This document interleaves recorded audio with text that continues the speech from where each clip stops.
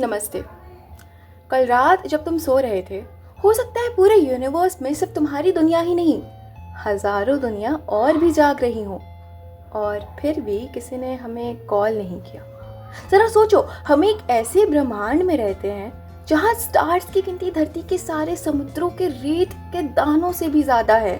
करोड़ों गैलेक्सीज, अरबों सन्स, खरबों प्लैनेट्स। मैथमेटिक्स चीख चीख कर कहती है तुम अकेले नहीं हो सकते।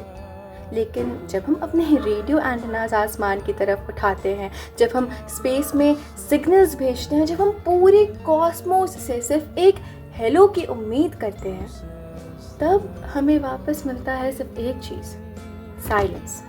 इतना गहरा साइलेंस कि लगता है जैसे पूरा यूनिवर्स सांस रोक कर खड़ा हो।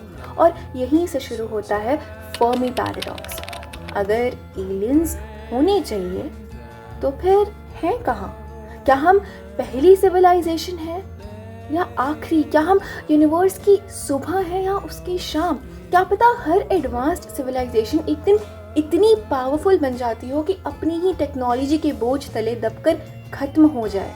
जैसे ब्रह्मांड के हर कोने में कभी शहर चमके होंगे, कभी किसी और आसमान के नीचे बच्चे हंसे होंगे, कभी किसी और दुनिया में किसी ने प्यार किया होगा, और फिर सब कुछ अंधेरे में डूब गया होगा, जैसे किसी ने पूरे यूनिवर्स का स्विच ऑफ कर दिया हो।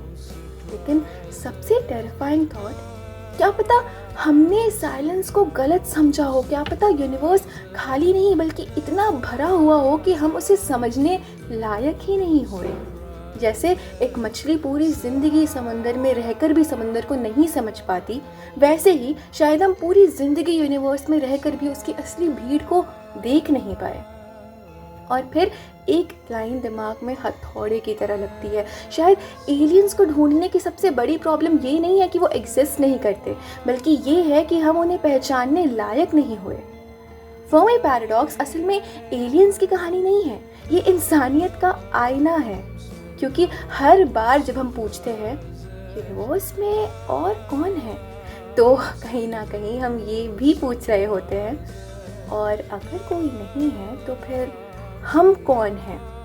और उस रात जब तुम आसमान में चमकते हुए तारे देखोगे, याद रखना, हर तारा एक पॉसिबिलिटी है, हर अंधेरा एक मिस्ट्री है, और पूरा यूनिवर्स एक ही सवाल पूछ रहा है, अगर मैं इतना बड़ा हूँ तो फिर तुम अकेले क्यों हो?